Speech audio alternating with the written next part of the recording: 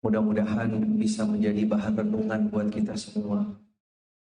Sekaligus mudah-mudahan membangkitkan semangat kita, memberikan motivasi terhadap diri kita, setiap muslim dan muslimah di mana saja berada. Karena tema yang insya Allah akan kita pelajari pada malam hari ini, tema yang sebenarnya berkaitan dengan fenomena yang selalu berulang, yang selalu menghampiri kita, umat Islam, yang datang sebagai bentuk tantangan, sebagai bentuk challenge bagi seorang muslim dan muslimah di mana saja berada, dengan fenomena yang sifatnya adalah tahunan.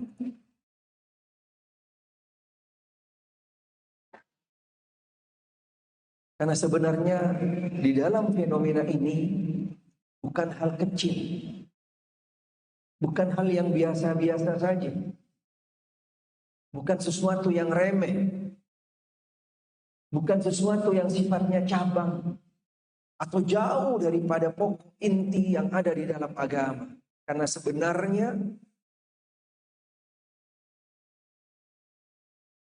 sebenarnya hal-hal yang berkaitan dengan fenomena ini adalah berkaitan dengan pokok yang ada di dalam agama, yang akan kembali kepada nilai jati diri seorang muslim dan muslimah. Bahkan sekaligus kembali kepada bobot nilai keimanan seorang muslim dan muslimah, bagaimana dalam menghadapi fenomena ini.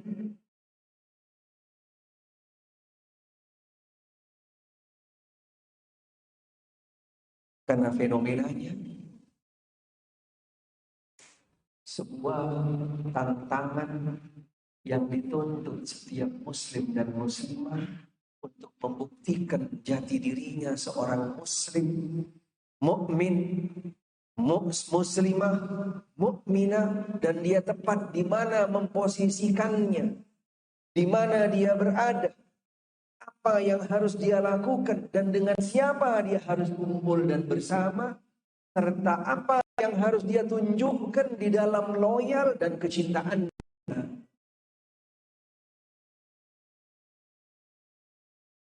Fenomena di akhir tahun bukanlah fenomena yang biasa. Fenomena yang berkaitan dengan dua pokok prinsip yang ada di dalamnya, yang kalau boleh kami coba simpulkan, globalkan di dalam dua prinsip. Yang pertama, dituntut bagi setiap muslim dan muslimah untuk menunjukkan iltizamnya, untuk menunjukkan komitmennya, untuk menunjukkan jatinya. Siapa Anda sebenarnya, muslim atau bukan, muslimah atau bukan. Inilah waktunya. Inilah seorang muslim dan muslimah akan menghadapi sebuah ujian, tantangan. Karena fenomenanya berkaitan dengan pokok-pokok prinsip akidah.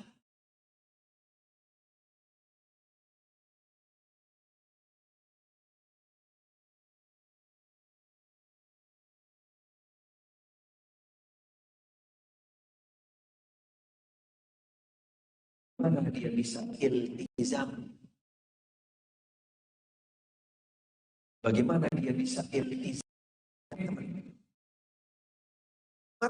Mantap di jalan yang diridhoi oleh Allah Subhanahu wa taala, jalan agama Islam,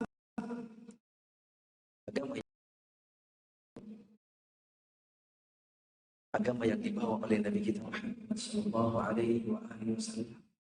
Yang kesempurnaan agama ini sejak 14 abad yang lalu sudah langsung mendapatkan di tempat, di waktu, di event, dan juga di zaman yang sangat mulia dan agung, di hari yang juga dimuliakan oleh Allah Subhanahu wa taala. Pada hari Arafah, di padang Arafah, dalam pelaksanaan ibadah haji, itu mana kesempurnaan Islam. Allah Ta'ala turunkan ayat sekaligus sebagai bentuk stempel dengan agama Islam ini. Al-yawma ya Muhammad akmaltu lakum dinakum. Pada hari ini ya Muhammad, sempurnakan agamamu. Wa atmamtu alaikum ni'mati wa raditu lakum al-Islam. Aku sempurnakan agama dan sempurnakan nikmatku atas ya agama yang aku ridhoi, yang diterima, yang ada di sisi Allah, agama Islam. Tidak ada agama yang lain. Dengan kesempurnaan agama Islam yang juga ditegaskan di dalam beberapa ayat-ayat yang lain dan juga di dalam hadis-hadis Nabi Shallallahu Alaihi Wasallam. Salah satunya yang sering kita dengar, khususnya ketika di khutbah Jum'ah di majelis ilmu, Nabi Shallallahu Alaihi Wasallam bersabda, "Khairul huda huda Muhammad Shallallahu Alaihi Wasallam." Paling sempurnanya petunjuk yaitu petunjuk yang dibawa oleh Nabi Shallallahu Alaihi Wasallam. Dalam riwayat yang lain beliau bersabda, "Ma baqiya alayya syai'un."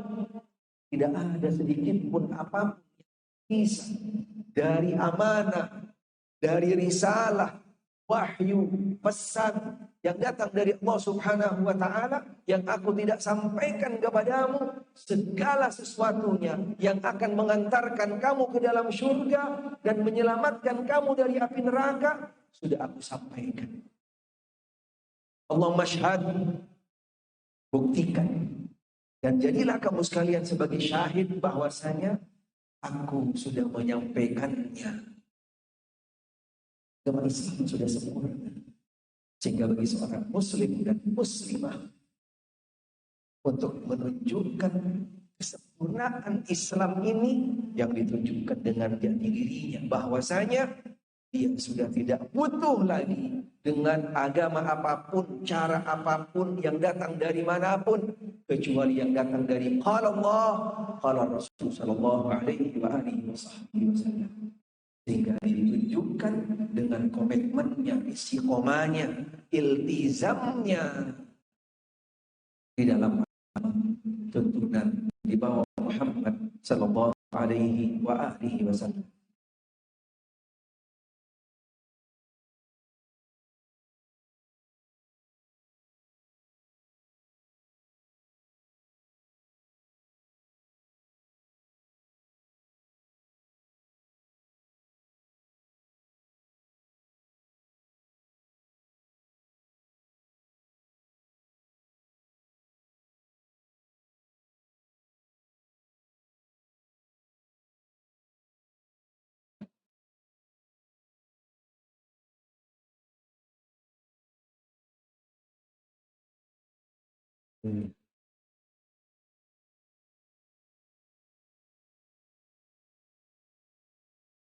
Nabi Shallallahu Alaihi Wasallam yang dengan kesempurnaannya di dalam menyampaikan yaitu risalah yang dari Allah Subhanahu Wa Taala.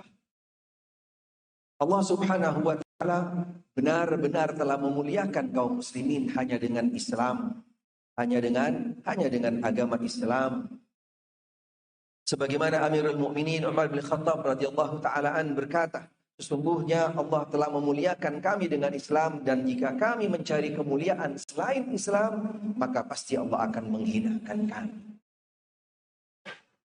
Karena ini komitmen yang harus benar-benar dipegang teguh dan menjadi fondasi dasar dari setiap muslim dan muslimah.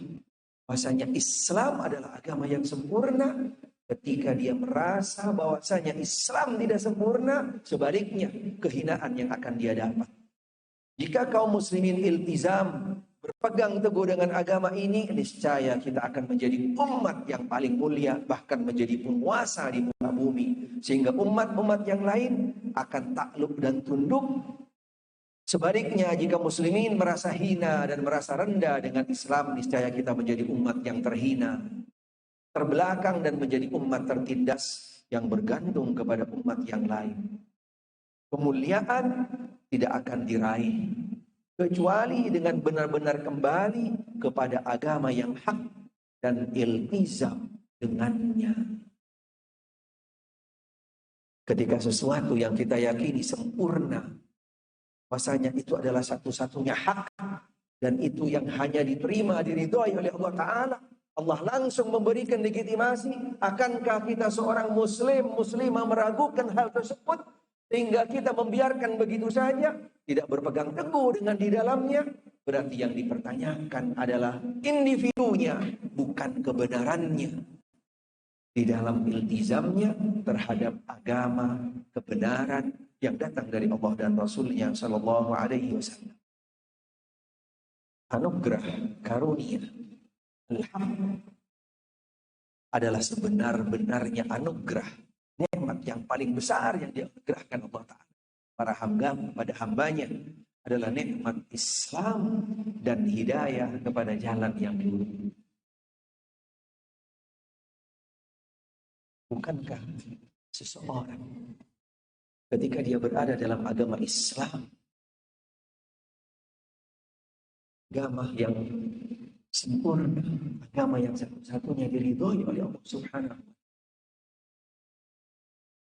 lalu mereka tidak merasakan bahwasanya itu adalah anugerah karunia yang luar biasa yang datang dari Allah Subhanahu wa Ta'ala, subhanallah, sungguh rugi hamba tersebut. Coba menoleh, coba lihat ke kiri ke kanan, mereka dari hamba-hamba Allah Subhanahu yang nyembah ke binatang, tunduk kepada seekor kera, memuliakan seekor kambing ataupun juga seekor lembu dan seterusnya. Subhanallah. Na'udzubillah. Atau juga menyembah, memuliakan yang lainnya. Akankah orang yang berakal tidak bisa membandingkan, mengukur bahwasanya Allah Ta'ala telah memberikan kepada kita hidayah, petunjuk, anugerah karunia, sehingga kita bisa benar-benar mendapatkan hidayah, anugerah yang besar ini. Akankah kita melupakannya, menyia-nyiakannya, kemudian kita tidak bersyukur kepada Allah Subhanahu wa Ta'ala yang ditunjukkan syukur tersebut dengan iltizam di dalamnya, berpegang teguh dan penuh yakin dengan kebenaran dan keridhaan Allah di dalamnya. Anugerah yang mungkin waktunya nanti ketika berkurang bahkan hilang dari kita, kita akan merasakan bagaimana besarnya nikmat anugerah al-hidayatul Islam, al-iman yang ada pada jiwa-jiwa kita, pada hati-hati kita. Ketika kita masih berada dalam jiwa kita, sepertinya kita masih lalai, lupa, dan tidak merasakan bahwasanya nikmat tersebut adalah nikmat yang mulia dan yang agung, yang tidak bisa dikonversi dengan dunia dan seisinya. Nikmatul iman, nikmatul Islam, nikmatul hidayah di atas sunnah Nabi Sallallahu Alaihi Wasallam.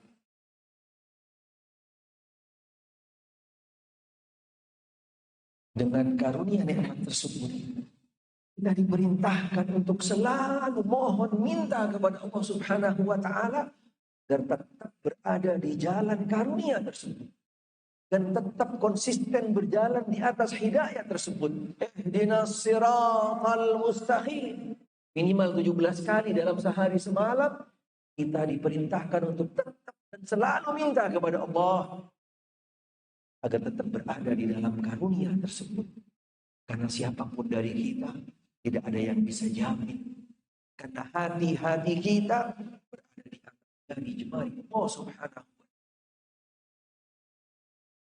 Selain kita juga memohon minta kepada Allah Ta'ala, juga kita tunjukkan komitmen kita sebagai bukti syukur kita kepada Allah Subhanahu wa Ta'ala. Selain juga tetap kita juga konsisten berdoa minta kepada Allah dengan doa yang diajarkan oleh Nabi kita sallallahu alaihi wasallam, ya muqallibal qulub tsabbit qalbi ala dinik, ya musarrifal qulub sarrif qalbi ala ta'atik.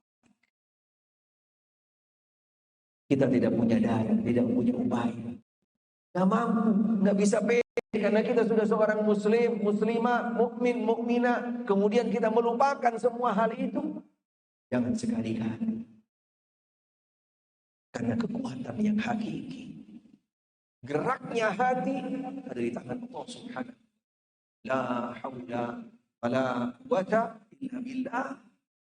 Apalagi ketika sekarang kita berhadapan dengan fenomena yang tantangannya adalah akidah. Tantangannya adalah masalah prinsip. Sehingga kita harus bisa benar-benar, yaitu tepat di dalam memposisikan, mempersiapkan, menghadapi situasi kondisi yang tantangannya, yaitu adalah akidah. Suatu yang prinsip, anugerah, karunia, iman, dan Islam yang Allah Ta'ala berikan kepada kita. Mereka memohon agar mendapatkan hidayah ke jalan lurus, mantap di atasnya.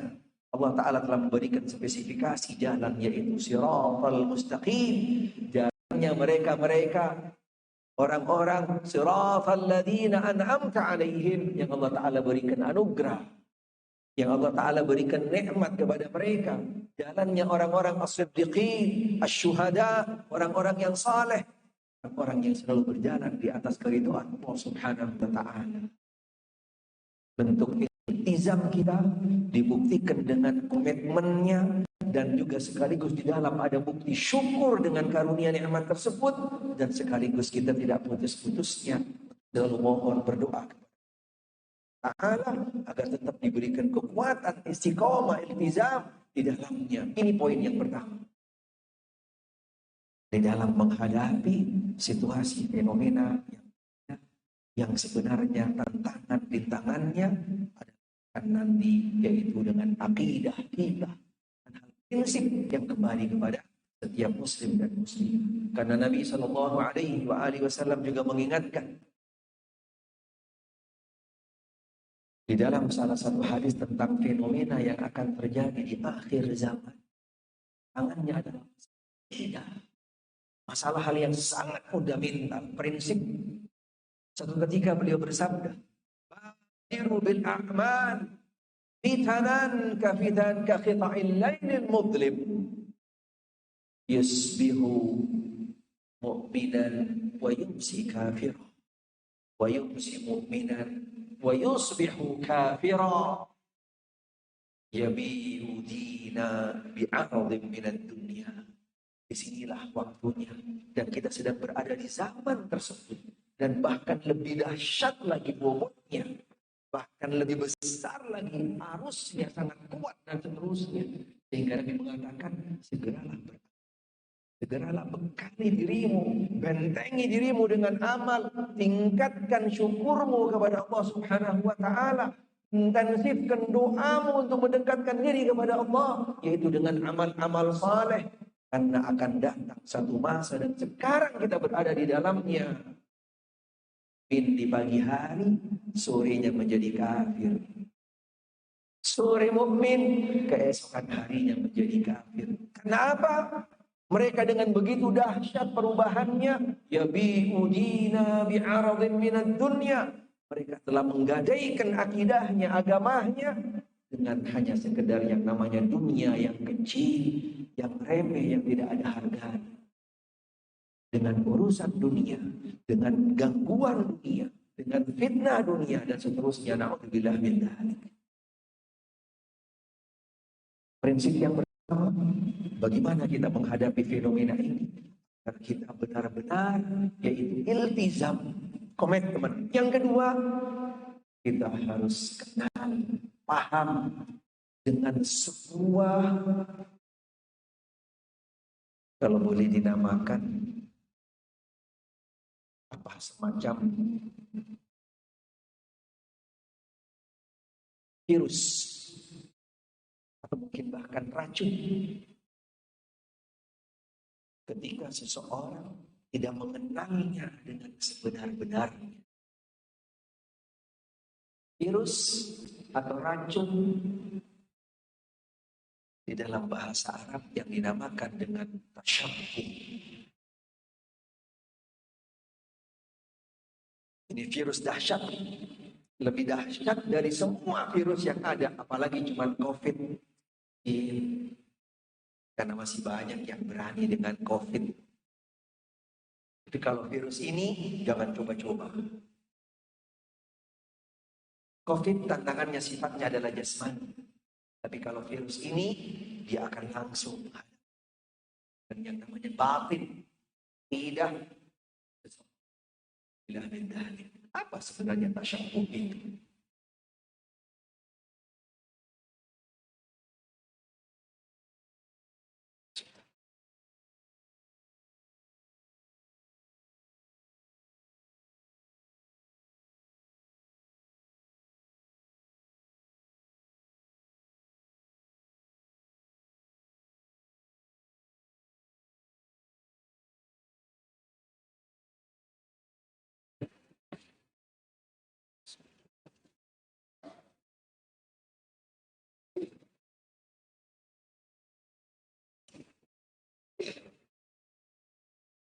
Pengen tahu apa itu tasyabbuh?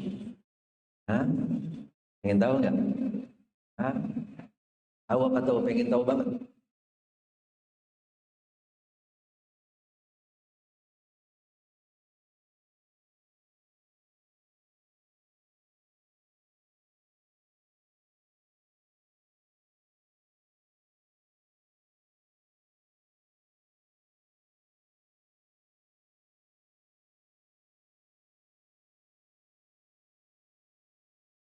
Kalimat tasyabbuh 14 abad yang lalu Nabi sudah menjelaskan di dalam salah satu hadis.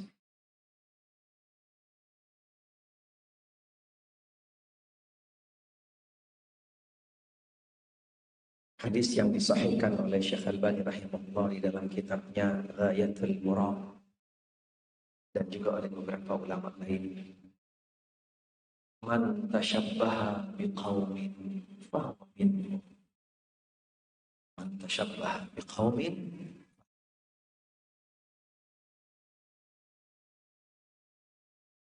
Para ulama hadis ketika mensyarahkan hadis ini menjelaskan seseorang di dalam menyerupai. Syabbah itu menyerupai, mengikuti, mengekor, atau juga mencontoh, atau juga bisa dibahasakan dengan ngikut berjalan di belakangnya, dan seterusnya. Menyerupai dalam makna yang luas. Barang siapa yang menyerupai satu kaum, Nabi tidak memberikan spesifikasi secara khusus tentang kaum, sehingga boleh di sini dijelaskan oleh siapapun kaumnya. Baik itu yang namanya kaum dari orang-orang yang baik, orang-orang yang saleh, orang-orang yang dalam ketaatan kepada Allah Subhanahu wa taala, orang yang menyerupai orang saleh, orang baik, mereka nanti akan dikumpulkan dan juga akan bersama mereka.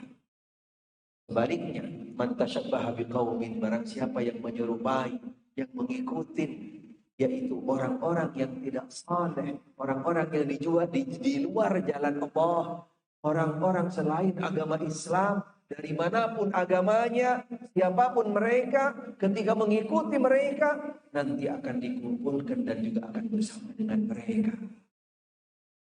Man tasyabbaha biqaumin fahuwa minhum. Sebuah peluang bagi kita, kesempatan bagi kita, pilihan yang ada di hadapan kita. Kita mau ngikutin orang saleh, kita akan ngikutin sahabat dan para at-tabi'in dan juga selanjutnya yang sumbernya datang dari Rasul, atau kita mengikuti orang-orang yang mereka datang bukan dari agama Islam, mengikuti agama selain agama Islam. Kembali kepada kita, bagaimana kita yaitu mengambil pilihan. Nah, di sanalah yang nantinya jadi sebuah penilaian bagi kita, tepat atau salah. Kita masuk di dalam menyerupai, mengikuti orang yang hak atau orang yang batin.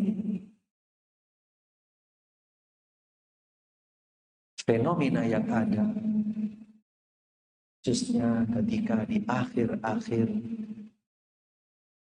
tahun, mau masuk ke tahun yang baru.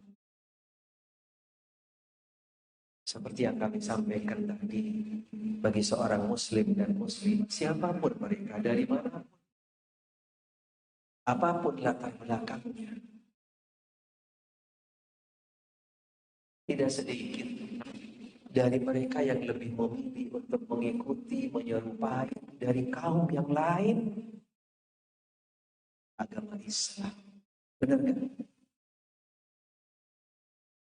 Menyerupai mereka yang datang dari agama Nasrani dan agama Yahudi, orang-orang Nasrani dan orang-orang Yahudi lebih banyak mengikuti mereka, khususnya ketika di akhir-akhir dari tahun sampai ke awal tahun. Dan ini tidak sedikit jumlah.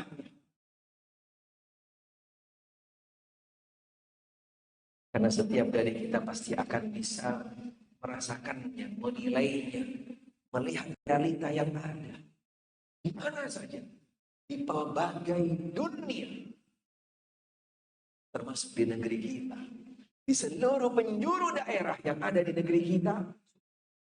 Silahkan lihat, silahkan nilai, dan silahkan buktikan.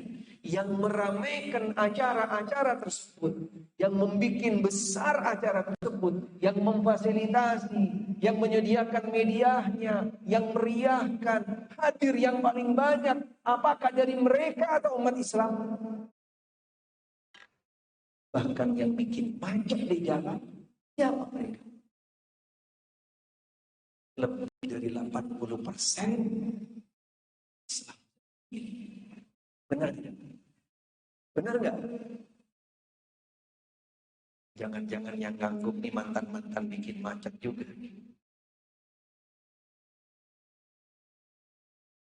Subhanallah. Contoh kecil aja. Yang jual trompet siapa Pak? Subhanallah. Depan masjid kadang-kadang Pak.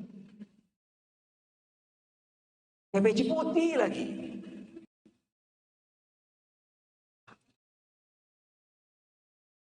Pernah lihat? Kalau saya melihat ada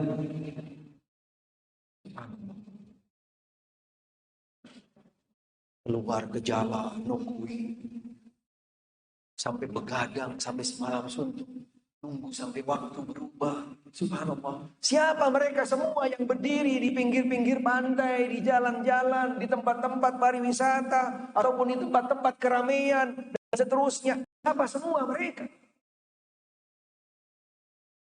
80 lebih.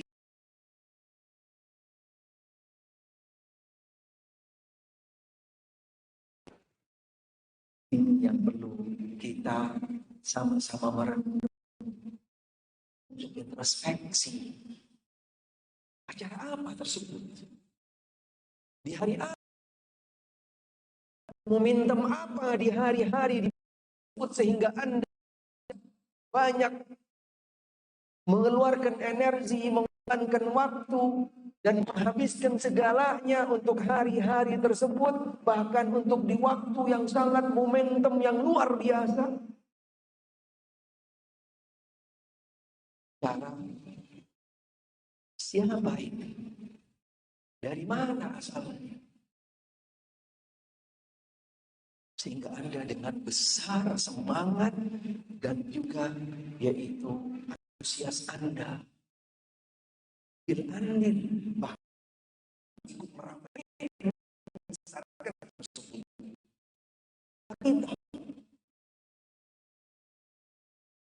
Mudah-mudahan menjadi bahan renungan buat kita semua.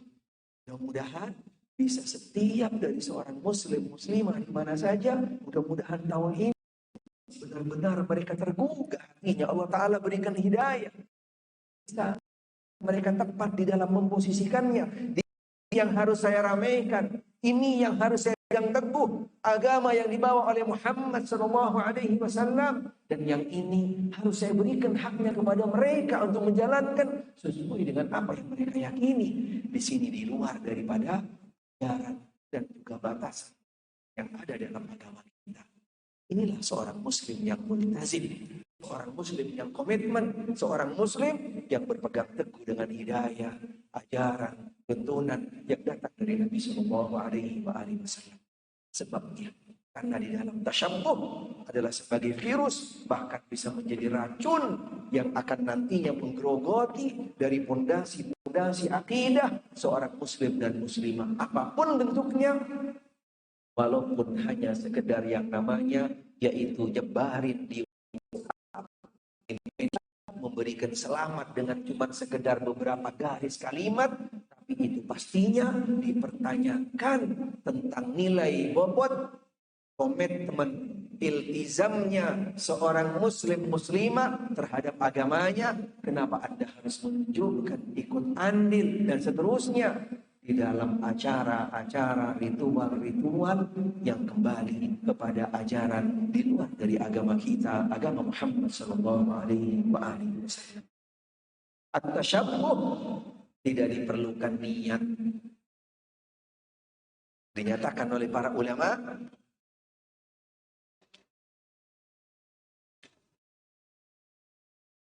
bahwasanya masih ada waktu sedikit. Seseorang yang masuk di dalam tasyabbuh nggak harus niat. Karena ketika seseorang coba diluruskan, dinasihati tentang hal-hal yang namanya tasyabbuh, saya bukan tujuannya untuk itu. Tujuan saya bukan begini. Maksud saya tidak itu. Subhanallah. Cukup Anda dengan hadir di malam tersebut dan acara malam tersebut adalah berkaitan dengan di luar ajaran Islam, Anda masuk dalam kategori tasyabbuh dan Anda digolongkan dengan mereka. Tidak perlu nawaitu. Mohon maaf. Ketika Anda menggunakan topi yang punya identik dengan bulan tersebut, dipakai di bulan tersebut, di hari-hari yang punya kaitan dengan acara tersebut, walaupun Anda tidak niat untuk ngikut dengan mereka, tapi topi yang Anda pakai telah masuk di dalam acara mereka, Anda tergolong tasyabbuh. Tasyabbuh tidak perlu adanya niat. Karena ketika seseorang sudah melakukan, masuk, menunjukkan sesuatu yang bukan dari agama Islam dan mereka akan bukti zahir yang ada pada dirinya, itu adalah tasyabbuh. Tidak perlu harus ada yang namanya niat. Apa sebenarnya di balik tasyabbuh ini? Sehingga Nabi Shallallahu Alaihi Wasallam sangat keras dan warning pada setiap umat yang man tasyabbaha biqaumin fahuwa minhum. Agama Islam agama yang di sisi lain bijaksana, ada selalu yang punya kehati-hatian dengan tahapan dan juga dengan jalur yang sangat panjang. Nabi Sallallahu Alaihi Wasallam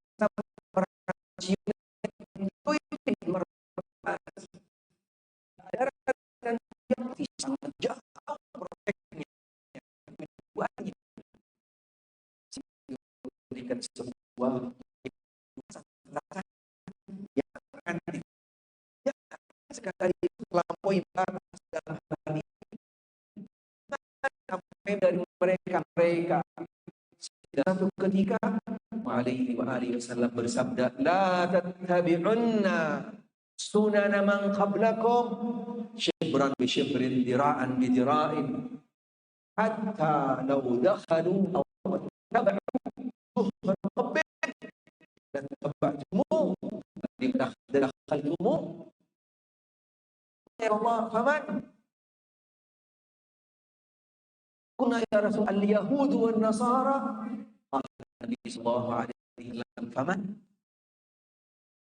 Untuk kebijaksanaan preventif Nabi,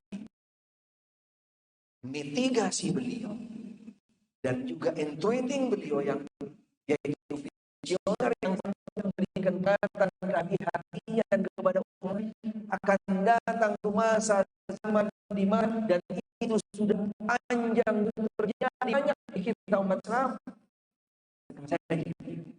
Dari umat Muhammad sallallahu alaihi wasallam, sungguh kamu akan mengikuti ngekor di belakang mulai hal-hal yang kecil,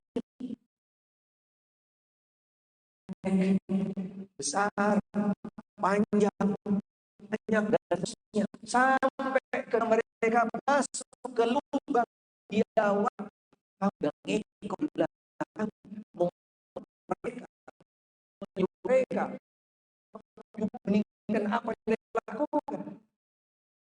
Sahabat bertanya, berarti mereka ngikutin Yahudi dan Rasulullah, kemudian dibakar. Siapa lagi kalau mereka?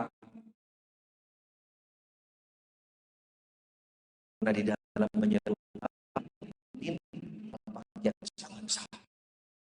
Salah seorang ulama menjelaskan mengapa tasyabuh ini menjadi sesuatu sebuah perkara yang Nabi benar-benar berikan sejak 14 abad yang lalu, dan Nabi khawatir dan umat ini jangan sampai terbawa oleh arus yang namanya tasyabuh.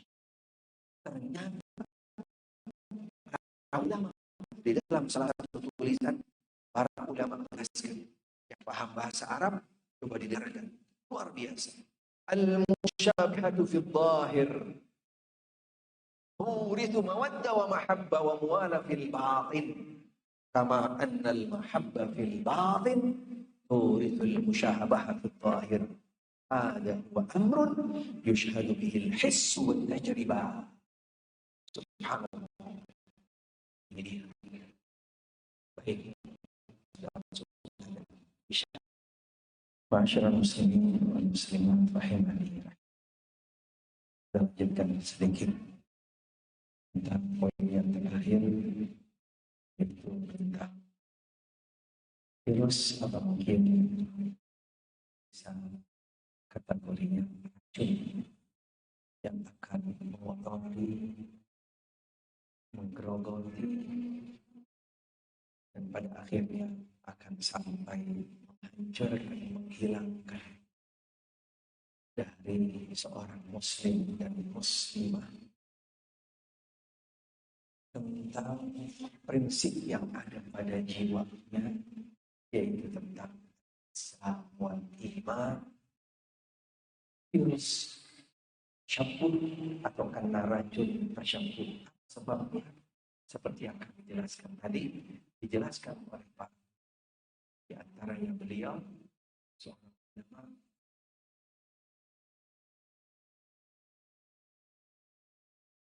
bahwasanya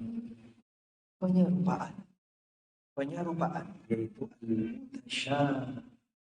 al-musyabihah wa tasyabuh al-zahir, penyerupaan ria al-musyabihah al-zahir, seperti yang kami contohkan tadi, topi dan acara-acara yang dasarnya yaitu di luar dari ajaran Islam, misalnya dengan penampilan yang bukan dari penampilan dari ajaran Islam, lahir akan menimbulkan unsur kecintaan dan kesukaan serta loyalitas di dalam hati.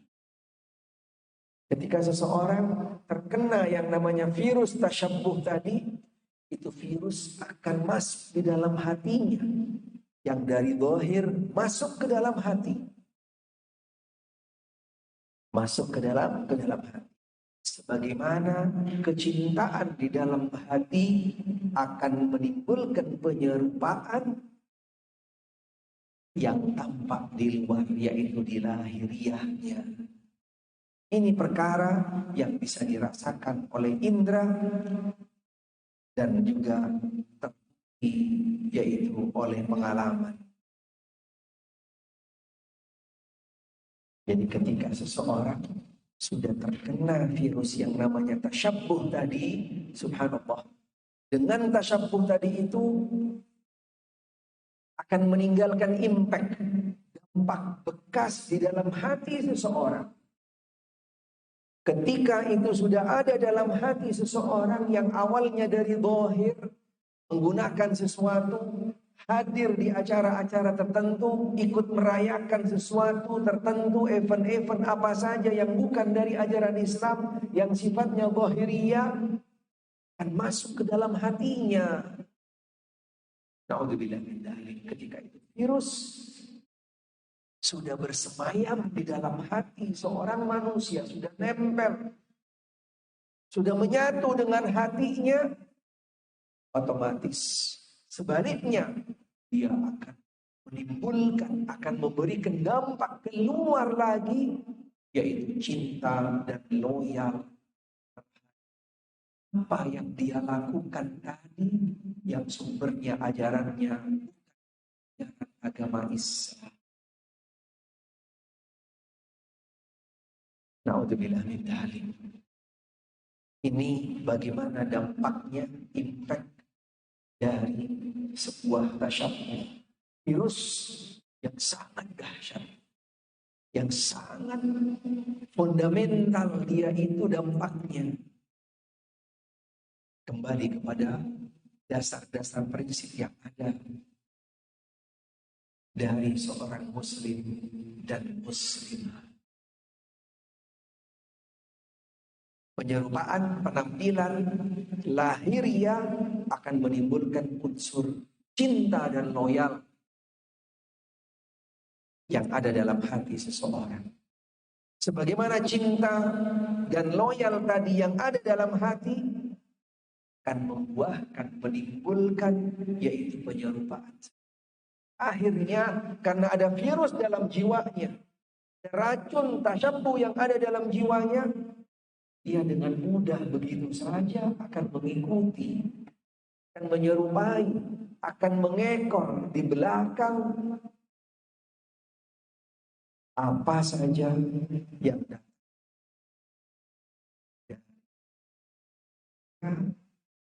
Yang bukan dari ajaran Islam. Nah sebenarnya inilah target mereka. Karena inilah yang akan menjadi sasaran mereka utama terhadap umat Islam.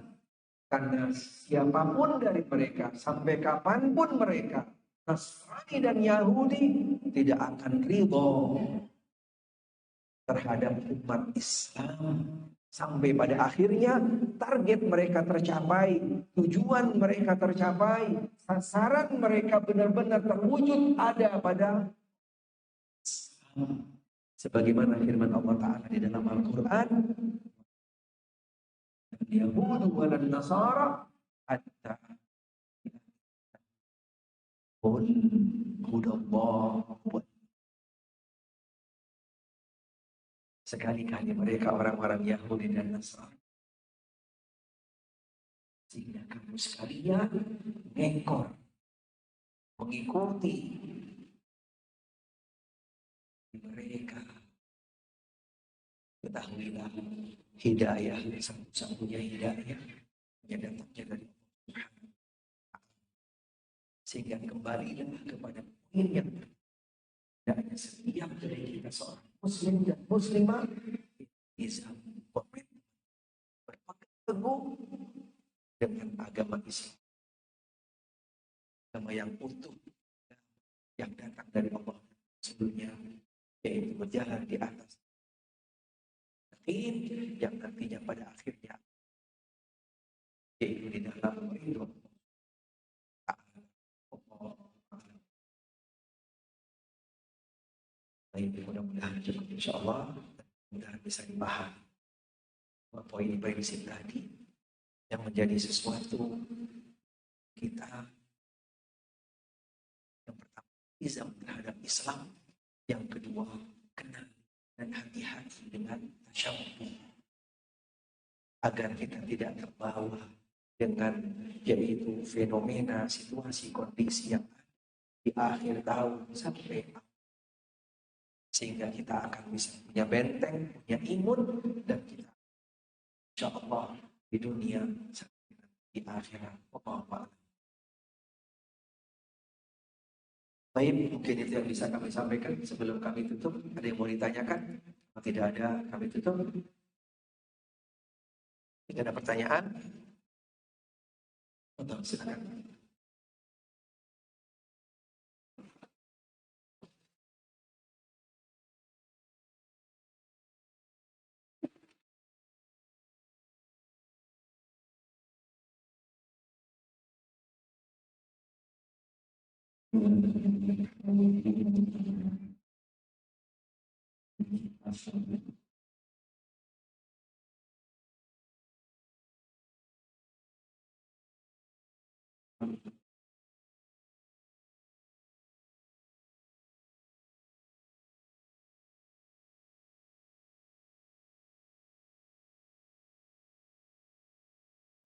Jazakallah khair. Terima kasih bagi penanya.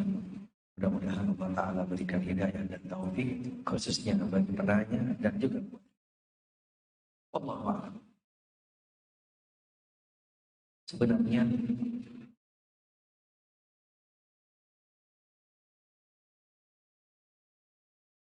apakah sebuah zikir tilawatil Quran harus kita lakukan sebagai bentuk acara tarbiyah, sebagai bentuk solusi jalan keluar agar mereka tidak terpengaruh, atau kita harus sudah mempersiapkan segala sesuatunya dengan input protek, mau apa saja, apa saja yang terjadi di permukaan, kita tidak bikin sesuatu yang sifatnya, karena bukan akan membawa dampak positif, malah akan dipertanyakan, kok Islam ikut-ikutan bikin acara. Karena yang kita butuhkan adalah komitmen kita, bukan kita tunjukkan dengan acara yang enggak. Nanti mereka solusi yang lainnya biar enggak pada kesan. Mari, subhanallah, ada acara, tidak ada acara, pada dasarnya seorang muslim harus komitmen. Sampai kapan acara itu akan ada? Tapi ketika Islam yang mereka jadikan pegangan, itulah yang akan kekal dan selamanya, di mana saja, kapan saja, akan menjadi sebuah protek imun bagi seorang dan muslim. Allah.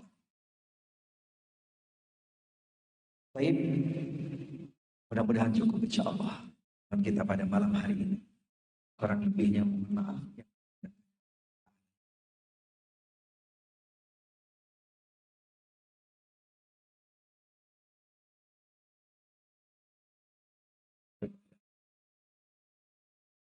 Baik, wassalamualaikum warahmatullahi wabarakatuh. Assalamualaikum warahmatullahi wabarakatuh.